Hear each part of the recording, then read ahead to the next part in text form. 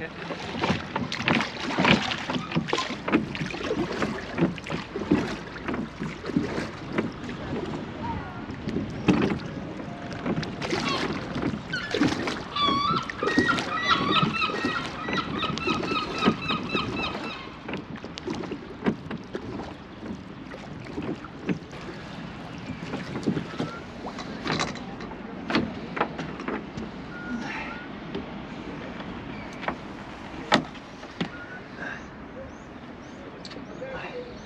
Beta.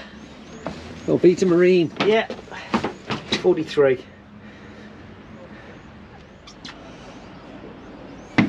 Phil and Jen's new boat. So what's it? Cygnus? Cygnus 21 or 21 and a half. Yeah. Nice. Yeah. What's her name? Hazey Dawn. Hazey Dawn. Hazey Dawn. Temporary boarding ladder. Yeah. Let's have a look in the wheelhouse. Have a look inside the shed. There we go. Oh, very nice. Very homely. Yeah. Nice. First aid kit, all the health and safety stuff. Yeah. Flares, it's all there. Got some life jackets. Lovely. Okay, I think the boat is officially sinking, as you can see. Oh yeah. Yes. You've got 12 holes in the bottom of the boat. Yeah, she's a That's Vivier. Vivier boat. Yeah. You see the holes straight through the hull there, look. There's a few holes. Bit of stability. That's where you keep all your scallops. That's all our scallops and our crabs and our fish when we catch them. Eh? Yeah.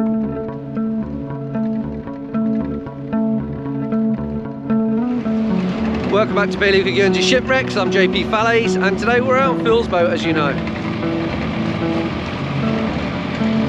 Not quite sure what we're doing or where we're going. We're going to go down the south coast somewhere and wait for the slack water down there, which is round about high tide. Just after, I'll probably pop into one of the bays. We may even do Squeak's Peaks. We'll see how it goes. Anyway, I'll hand you over to the scenery on the way out.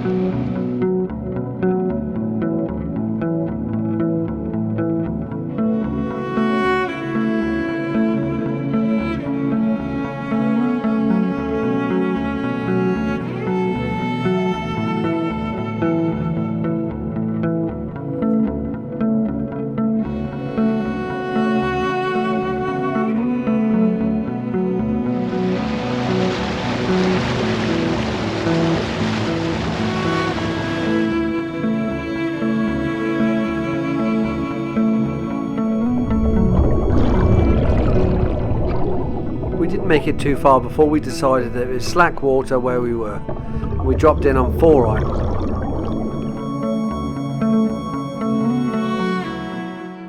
But after filming a nice shoal of pollock, normally you get them this time of year on the reefs, but this year has been a bit slow. This is as close as I've got.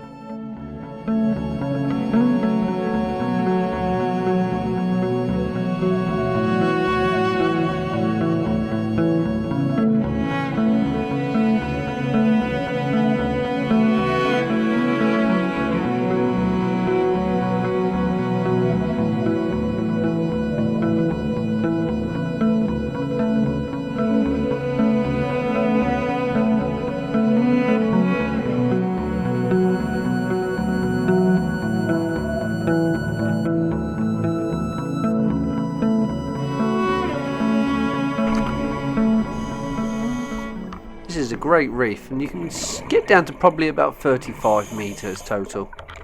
It's made up of a few different heads and this part we were on the main head, which is on the northern side of it. There is a couple of little sandy gullies or some slopes as the tide comes around that you can swim up. It also has some quite large boulder beds.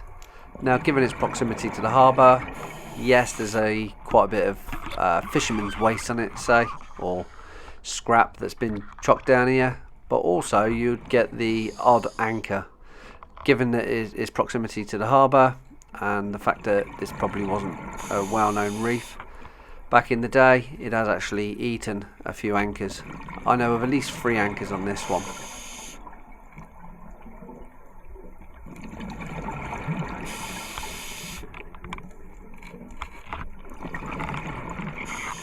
For me, the most interesting bit on this reef is probably these holes at the bottom, all these big boulder beds. Seems to be where all the sea life is, right at the bottom of the reef. obviously the different levels of the reef. You see different varieties of fish. The top, very top, tends to be bass, pollock, and very smaller wrasse.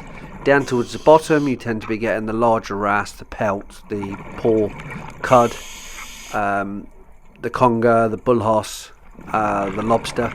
So it's just a matter of finding an area. The fish tend to congregate on one side of the reef depending on which way the tide's going. We've hit this at perfect slack tide, as you can tell by the debris in the water, by the plankton. So I tend to find only one side of this reef will ever have any fish on. And to me it looks like this area. I will probably swim right around the reef, but you'll find 9 times out of 10 the fish will congregate in one area. I'm not quite sure why that is, but that's just the way I've found it anyway. Here's the resident cuckoo wrasse, the male cuckoo wrasse.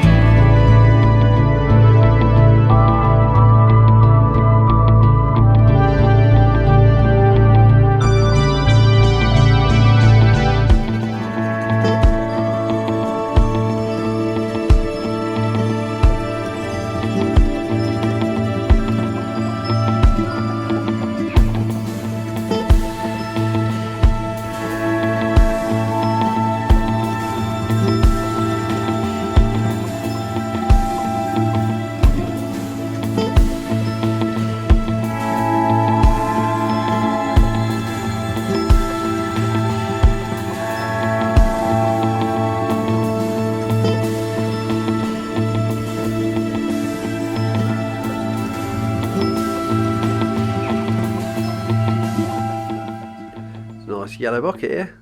Wonder if it's still got the handle on. Well, that surprises me. I was expecting a lobster to be inside that.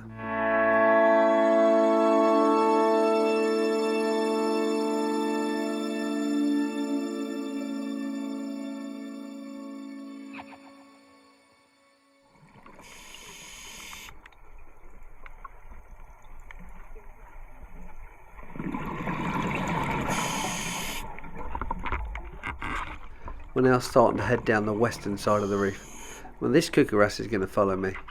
I know that already. And the females follow you as well. Even some of the Ballon wrasse follow you.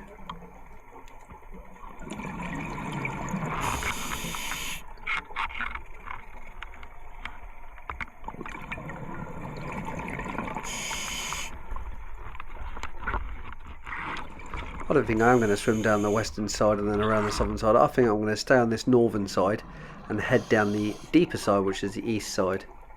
So what I'll do is I'm going to go over the top of this reef again and then drop down to where we first started and then go around and see if we can go up this sandy gully sort of ramp part where I think there's an anchor. few nudibranchs on that. But I want to get back to where the fish are. I want to see a load of fish today.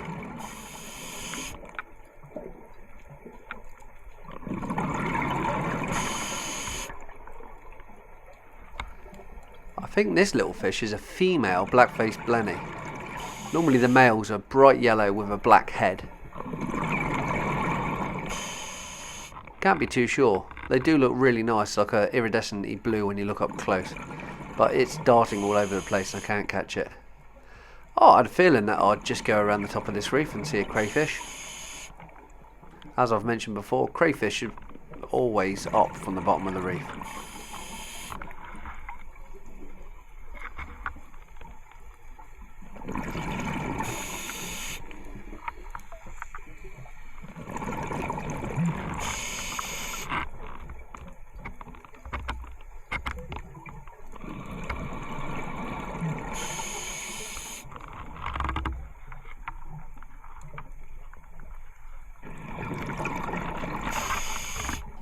There's also a few large ballanrass here. I do like all the different colours you can get of these things, but my favourite is what I call the strawberry one, which is just like a mottled brown with orangey, almost calypso red skin with white dots. Remember, always check under these big boulders, bound to be a lobster, and there is. This one looks quite small. Also, all these overhangs, some of the dual anemones live underneath. Some of them don't like, some life doesn't like to be in direct sunlight, so always check under here. Sometimes you can get a nice surprise.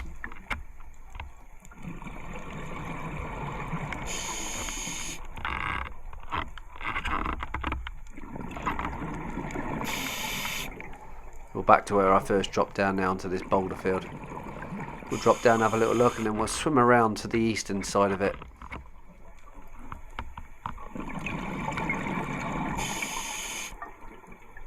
There is some new varieties of fish. It's only been seen in probably the last 5 years in the Channel Islands, and they're the coma fish. I believe they're part of the bass family, where they've got a dorsal fin that's made of spines that's connected by a thin membrane of flesh. That's about as much as I know about them. And I know they're from the Mediterranean originally, but somehow they've got a they're staying here all year round now.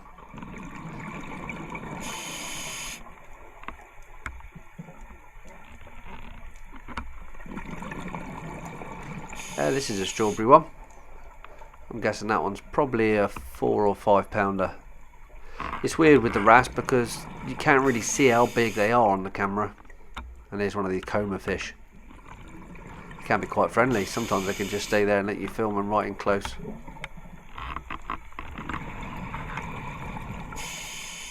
Not quite sure what that thing is. Probably an A-frame off a fishing boat at one time.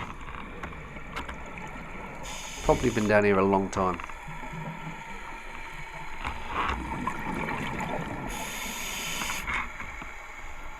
Funny thing with reef dives, depending on the visibility and the light levels, depending on what you remember. I've done this reef probably 30, 40, 50 times, and I can tell you I've come down it on many occasions and not hit the right location and couldn't find out where I was previously. It's a lot harder to hit the same place twice than you think. Shouldn't be, I know, but it kind of is.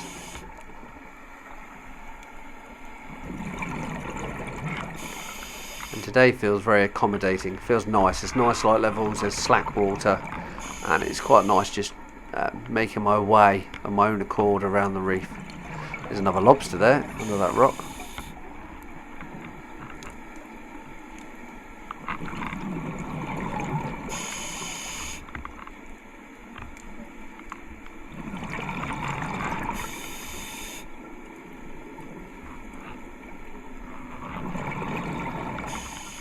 Yeah, this is where I remember.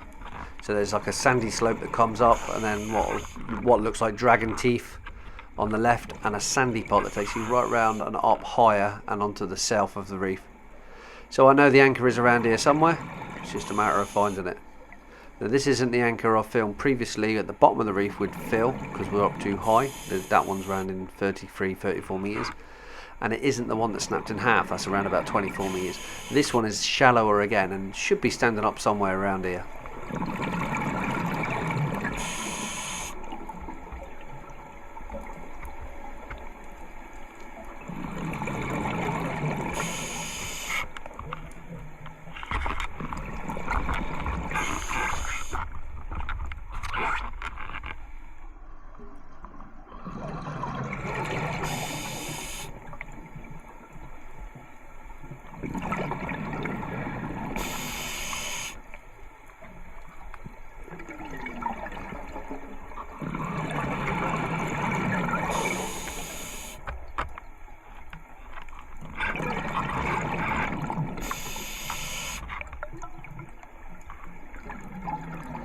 Tell you what, it's fun coming up here and the southern going tide where it washes you around the corner and then spits you out the back.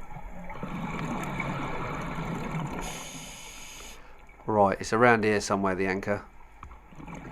I can remember all this fishing gear. This is actually wire, old hawser cable off of a dredge, I think. So it's around here somewhere.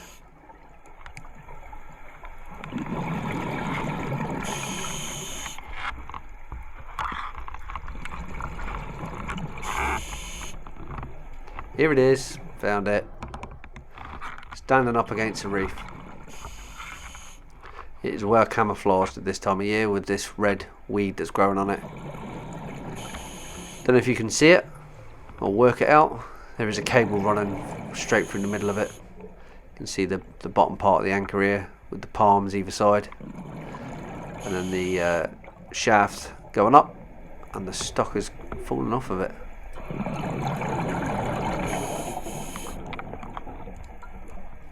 I can imagine this anchor getting lost in the southeasterly gale, and it's basically the ship's rowed over the top of this reef. They've dropped anchor and it's parted itself. I don't know, either it's chaffed itself on the top of the reef or possibly it's lost the ring.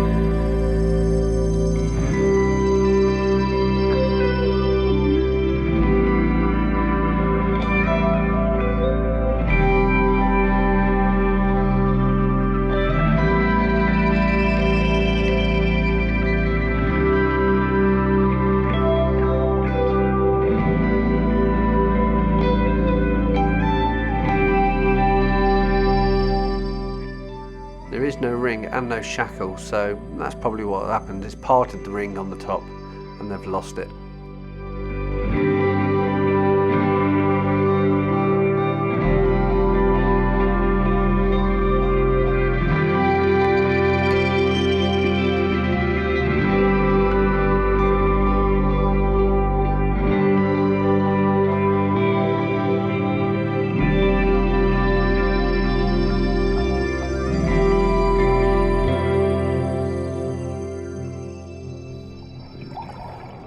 I think it's about time I started heading up to the top of the reef now.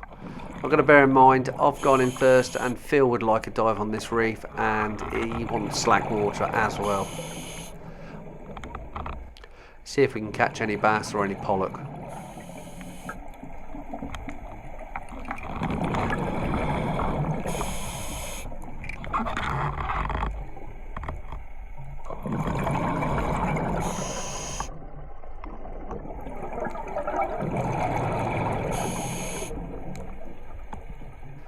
The trick is with bass and pollock, you need to keep down quite low and kind of come up over the top of the seaweed very slowly. Let them get used to you. Let's see if we see any.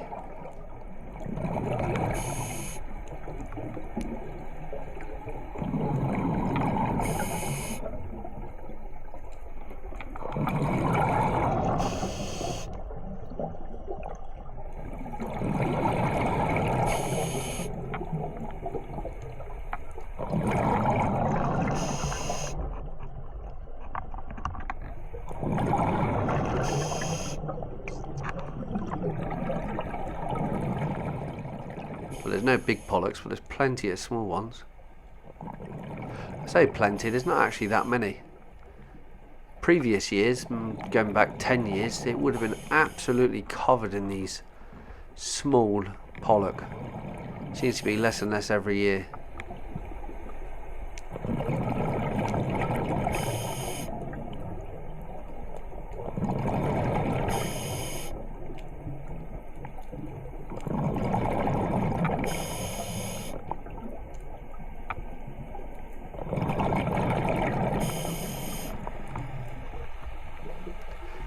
it's about time I started heading up. Let's let Phil have a good dive on this one as well. Yep, good dive. Let's go.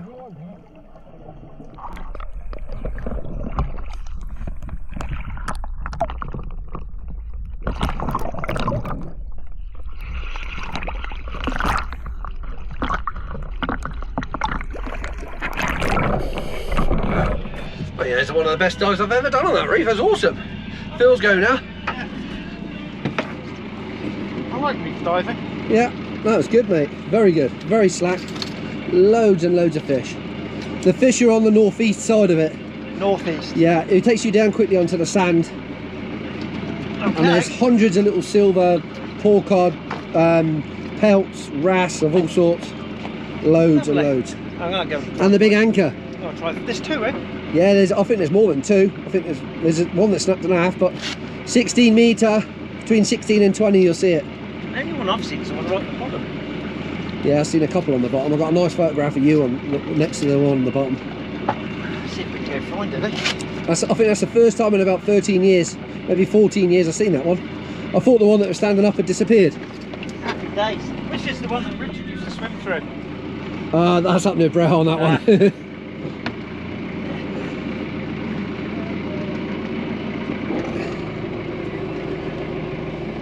Let's take us back up there.